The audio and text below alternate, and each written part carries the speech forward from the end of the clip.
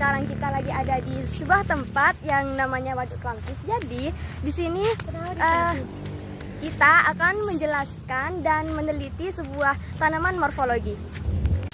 Waduk Klampis terletak di Desa Keramat, Kecamatan Kedungdung, kurang lebih 9 km dari arah utara Kota Sampang.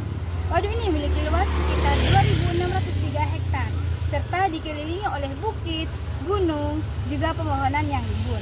Pemandangan di sekitar Waduk Klampis ini sangat indah dan juga alami, seolah belum terjemah oleh tangan manusia.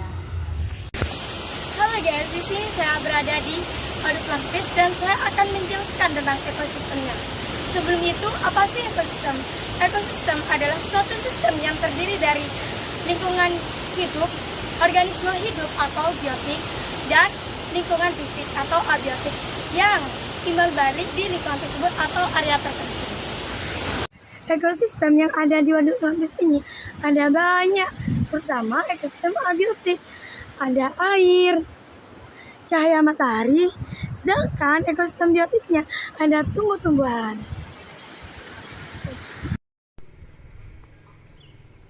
Oke, selanjutnya saya akan mengidentifikasi salah satu tanaman berupa tanaman pepaya.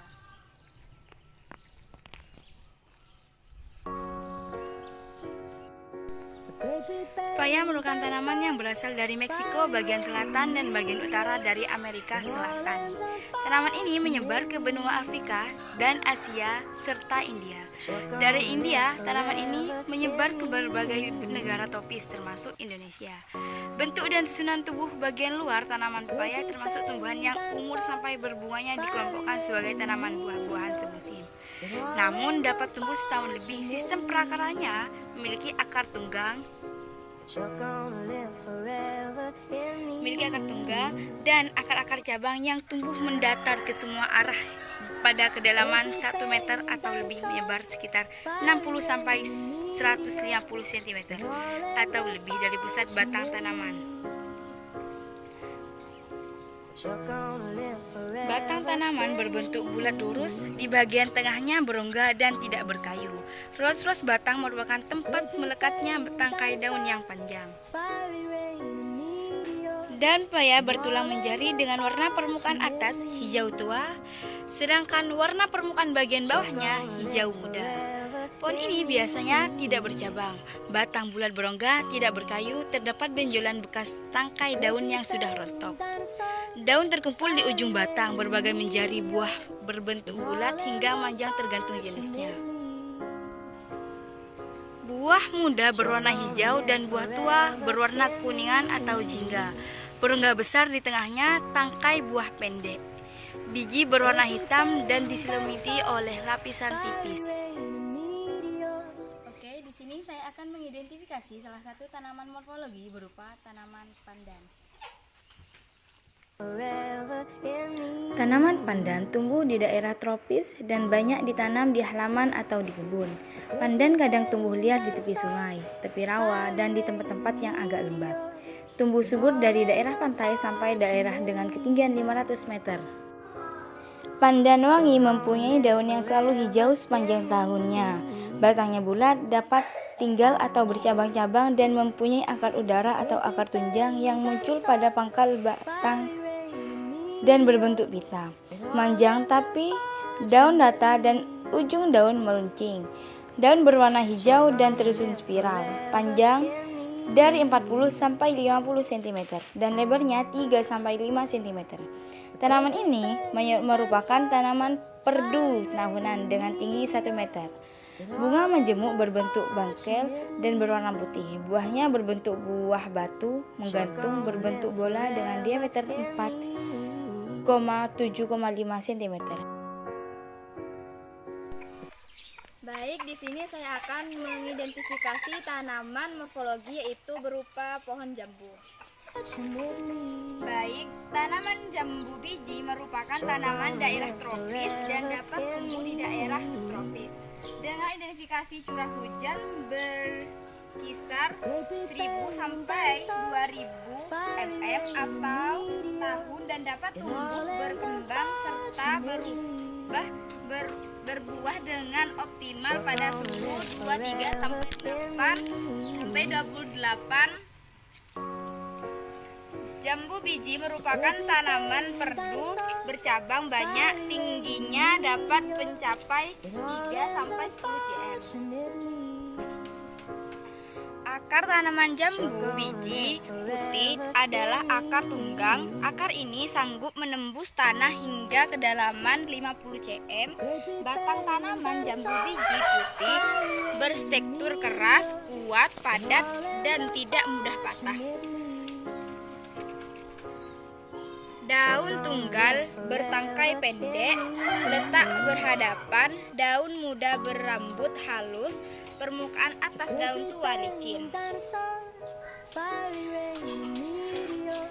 Manfaat dari buah jambu: berkat kandungan nutrisi buah jambu yang cukup banyak, ada beberapa manfaat jambu biji jika dikonsumsi, antara lain yaitu melawan radikal bebas, melancarkan saluran pencernaan, memperkuat daya tahan tubuh, menurunkan tekanan darah dan kolesterol, menjaga kesehatan mata, mencegah diabetes, menjaga kesehatan kulit. Dan buah jambu memiliki vitamin C. Selain vitamin C, buah jambu juga memiliki vitamin A, K. Baik, selanjutnya di sini saya akan mengidentifikasi tumbuhan lumut.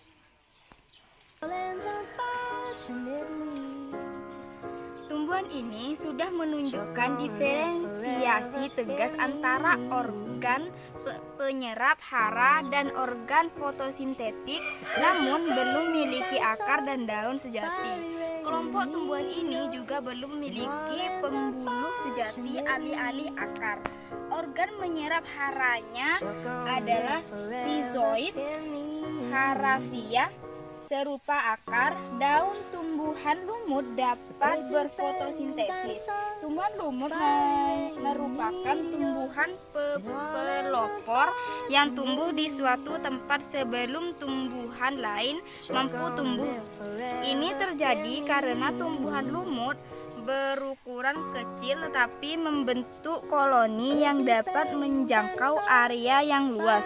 Jaringan tumbuhan yang mati menjadi sumber hara bagi tumbuhan lumut lain dan tumbuhan yang lainnya.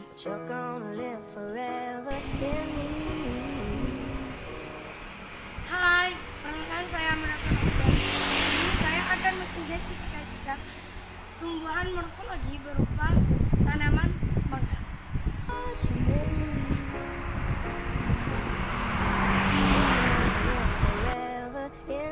Pohon mangga adalah tanaman berumur panjang, bahkan seberapa spesiesnya dapat berbuah hingga umur 300 tahun. Akarnya mampu tumbuh ke dalam tanah hingga mencapai kedalaman 6 meter dan akar cabang menyebar ke samping.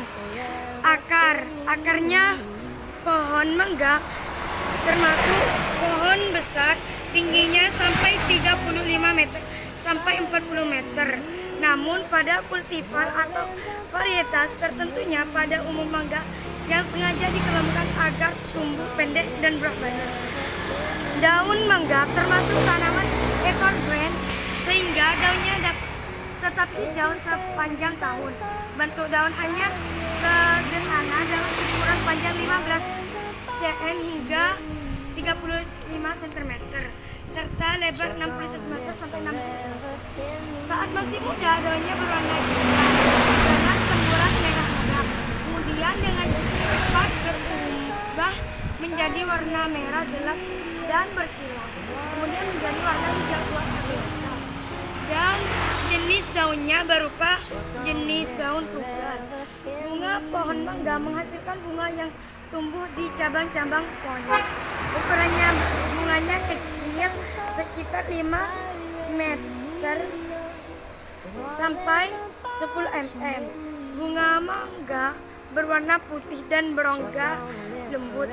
Mangga memiliki 5 buah kelompok bunga. Buah mangga pada umumnya buah mangga matang di saat musim panas ataupun kemarau. Biji di dalam daging buah mangga terdapat 1 biji besar. Ukurannya sekitar 4 cm sampai 7 cm. Habitat pohon mangga Manggiefel India L. Terdapat manfaat pohon mangga menjaga kesehatan rambut dan kulit, membantu menurunkan tekanan darah. Mangga bermanfaat untuk kesehatan mata, meredakan sembelit, membantu risiko sakit jantung, menurunkan berat badan. Manfaat mangga untuk kuliner dan masakan: 1. Buah segar, 2. Jus mangga, 3. Mangga olahan. Yang kedua, saya akan mengidentifikasikan tanaman morfologi berupa padi. Padi dengan nama ilmiahnya Oryza sativa L. adalah tanaman yang dibudidaya, meski ada juga yang merupakan padi liar. Padi sendiri diduga dimulai dari India atau Indochina, namun dibudidayakan di Indonesia sekitar 1500 SM. Di negara agrasi seperti Cina, India, Bangladesh, dan Indonesia, padi merupakan tanaman utama.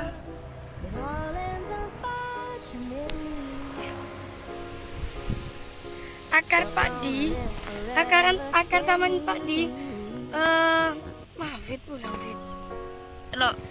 akar tanaman padi berupa dan bersejenis serabut, yaitu mempunyai banyak dan berfungsi untuk menyerap air di dalam sawah tersebut, sedangkan daunnya menyirip. Fungsinya dan terdapat padi. Padi ini sebagai makanan pokok yang menghasilkan beras di Indonesia. Manfaat dari tanaman padi di Indonesia: padi menjadi tanaman pangan utama yang menghasilkan beras. Selain itu, sawah padi juga memiliki peran penting dalam menjaga keseimbangan lingkungan. Sawah padi memiliki banyak manfaat bagi manusia. Pertama, sawah padi merupakan sumber bahan pangan yang murah dan mudah didapatkan. Jadi, di sini saya akan mengidentifikasi tanaman morfologi yang berupa tanaman bunga sepatu. Tanaman bunga sepatu mempunyai batang bulat, berkayu, dan keras. Daunnya tunggal, tepi beringgit, ujung runcing, pangkal tumpul, panjang 10-16 cm dan lebar 5-11 cm, dan mempunyai warna hijau muda dan hijau tua. Bunganya tunggal, berbentuk trompet di ketiak daun, kelopak bentuk lonceng, berbagi 5, hijau kekuningan. Mahkota terdiri dari 15-20 daun mahkota, merah muda, benang sari banyak, tangkai sari merah, kepala sari kuning, putik bentuk tabung merah. Dan mempunyai akar tunggang berwarna coklat muda. Dan mempunyai buah kecil lonjong, diameter kurang lebih 4 mm, masih muda putih, setelah tua berwarna coklat, dan bijinya pipih dan putih.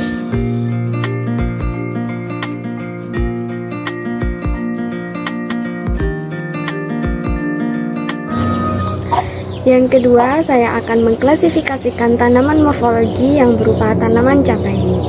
Tanaman cabai memiliki akar tunggang yang sangat kuat. Akar tunggang tersebut terdiri atas akar utama dan lateral. Batang cabai umumnya berwarna hijau tua dan berkayu. Panjangnya dapat mencapai 30-37,5 cm dan berdiameter 1,5-3 cm. Sementara itu, panjang cabangnya sekitar 5-7 cm dengan diameter sekitar 0,5-1 cm. Di daerah percabangan terdapat banyak tangkai daun dan daun. Tangkai daun berfungsi untuk menopang daun. Ukuran tangkai daun sangat pendek, hanya sekitar 2-5 cm. Tanaman cabai memiliki daun tunggal. Daun tersebut muncul di tunas-tunas samping secara berurutan. Di batang utama yang tersusun spiral, umumnya daun cabai berwarna hijau hingga hijau tua. Bunga tanaman cabai bersifat tunggal dan muncul di bagian ujung ruas tunas. Warna mahkota bunga bervariasi mulai dari putih, kuning muda, kuning, ungu dengan dasar putih, putih dengan dasar ungu atau ungu. Warna tersebut tergantung pada varietas yang Anda pilih. Buah cabai berongga dengan jumlah yang berbeda-beda sesuai dengan varietasnya. Di dalam buah terdapat plasenta, tempat biji cabai melekat. Umumnya, daging buah cabai terasa renyah dan kadang-kadang lunak. Ukuran buah cabai bervariasi, tergantung pada varietasnya. Sementara itu, bentuk buah cabai dibedakan menjadi panjang, bulat, segitiga, ampallunet, dan blocky. Biji cabai melekat di sepanjang plasenta. Warna biji cabai beragam, mulai dari putih hingga kuning jerami. Bagian luar biji merupakan lapisan yang keras. Biji cabai merupakan bibit untuk menghasilkan tanaman baru. Sekarang saya akan menjelaskan tumbuhan morfologi berupa tanaman paku. Tanaman paku yaitu berupa kelompok tumbuhan yang memiliki struktur berupa akar, batang, daun sejati, serta alat pengangkut atau berkas tumbuhan. Ciri-ciri tumbuhan paku adalah tubuh utama Ciri-ciri tumbuhan paku ialah tubuh utama tumbuhan paku adalah sporotik, sudah dapat dibedakan akar, batang, dan daunnya, memiliki berkas pembuluh angkut berupa silam dan flaum. Jenis tumbuhan paku yaitu adalah berdasarkan bentuk dan ukuran spora, berdasarkan ukuran daun, berdasarkan fungsi daun, berdasarkan susunan daun dan sporangnya. Baik, sekarang saya akan menjelaskan tentang tumbuhan morfologi yaitu berupa tanaman pisang. Pisang merupakan tanaman yang tidak bercabang dan digolongkan dengan tema monokotil. Batangnya yang membentuk pohon merupakan batang semu. Dan juga pohon pisang mempunyai batang yang tingginya mencapai 2-8 meter. Tergantung pada variasi kondisi dan memiliki bonggol yang pendek. Bonggol memiliki mata tunas dengan menghasilkan rizom pendek dan akar dekat pohon induk. Batangnya merupakan batang semu yang ternyata berupa lembaran yang saling tumpah tindih dengan daun baru dan akhirnya baru muncul di bagian tengah. Di sini saya akan mengidentifikasi tentang tanaman lidah mertua. Jadi tanaman ini merupakan sejenis herba yang tidak berbatang dan mempunyai rimpang tegak dan kuat. Daun tanaman lidah mertua ini berwarna hijau atau berbaris-baris kuning. Panjang daun dari tanaman ini dapat mencapai 1,75 meter. Lidah mertua berasal dari Afrika tropis di bagian Nigeria Timur dan menyebar hingga ke Indonesia, terutama Pulau Jawa. Tanaman ini dapat ditemui dari dataran rendah hingga ketinggian 1-1000 meter. Tanaman yang kedua yaitu tanaman ini merupakan tanaman tahunan, yaitu berbatang kecil dan berdaun lebar. Bagian tanaman ini terdiri dari buah.